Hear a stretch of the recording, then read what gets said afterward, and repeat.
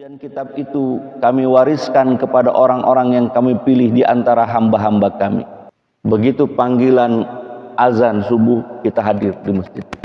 Artinya apa? Kita sudah yakin, Pak. Kolbu kita sudah percaya, maka kita laksanakanlah perintah Allah itu. Hadir kita di masjid. Kenapa? Karena kita merupakan orang-orang yang Allah pilih untuk bisa hadir di masjid ini. Kita pilihan, hamba-hamba yang dipilih oleh Allah. Ada yang tak banyak yang ingat kepada Allah. Agar kolbu kita bangun, apa yang kita kejar di dunia ini semuanya sia-sia. Tentang bagaimana manusia harus menerima kita. Golongan mana kita masuk?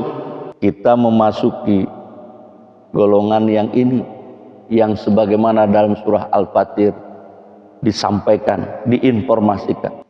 Kalau kita ini, Summa awrasnal kitabal ladzina astafaina min ibadina. Kemudian kitab itu kami wariskan kepada orang-orang yang kami pilih di antara hamba-hamba kami. Begitu panggilan azan subuh, kita hadir di masjid. Artinya apa? Kita sudah yakin, Pak. Kolbu kita sudah percaya, maka kita laksanakanlah perintah Allah itu. Hadir kita di masjid. Kenapa? Karena kita merupakan orang-orang yang Allah pilih untuk bisa hadir di masjid ini. Kita pilihan, hamba-hamba yang dipilih oleh Allah. Ada catatan yang saya sedikit catat, bahwa dalam surah Fatir ayat ke-32 ini, aurasna ini diambil dari kata warisa, yang artinya mewarisi. Kalau mewarisi itu berpindah sesuatu yang tadinya milik seseorang, karena tiada maka pindah ke kita, itu warisan. Atau dengan kata lain, memperoleh sesuatu tanpa upaya dari yang memperolehnya. Pada dasarnya keimanan kita ini diberikan oleh Allah, bukan upaya kita yang secara umum, bukan upaya. Kita ini warisan, benar-benar diwariskan. Kecuali para mu'alaf itu, kalau mu'alaf itu betul-betul dia mencoba mencari kebenaran itu sampai kemudian Allah berikan juga hidayah itu. Dengan kesungguhannya mencari, diberikan. Tapi kalau kita benar-benar diwariskan kita, maka posisi ketika kita diwariskan itu ada 3 golongan. Golongan yang pertama, paminhum dzalimun li nafsih. Golongan yang pertama ini adalah mereka yang zalim kepada dirinya sendiri. Nerima nih keislaman, keimanan, tapi kemudian dzalimun li nafsi, menzolimi dirinya sendiri. Maka di antara mereka ada orang yang zalim kepada dirinya sendiri. Itu yang pertama, golongan yang pertama menerima warisan.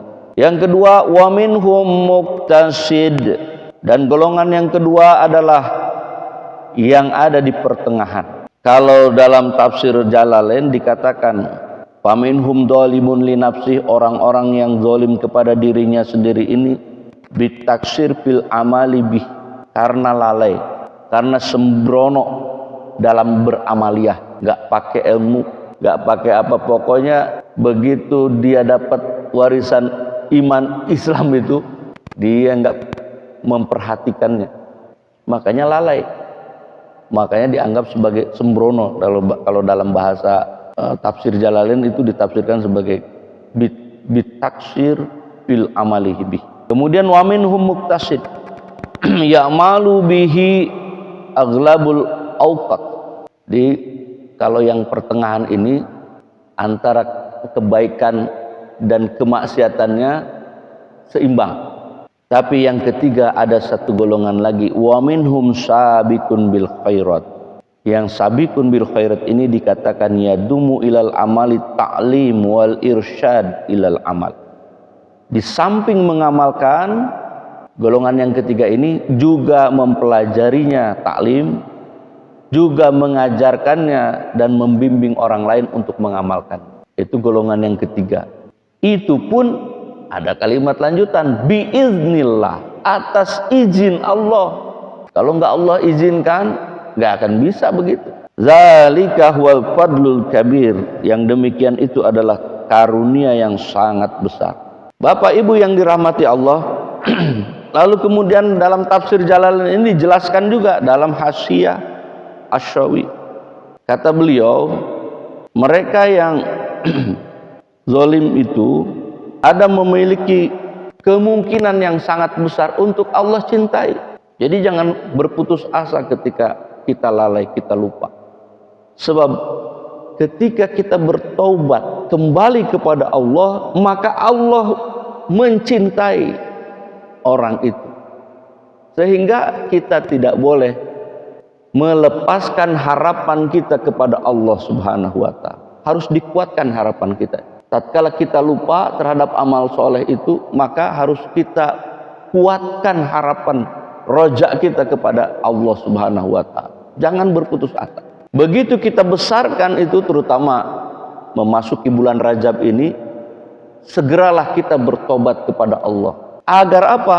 Agar Allah mencintai kita. Sebab salah satu ayat dalam Al-Quran menyebutkan innallaha yuhibbut tawwabin, bahwa sesungguhnya Allah mencintai hamba-hamba Allah yang bertobat.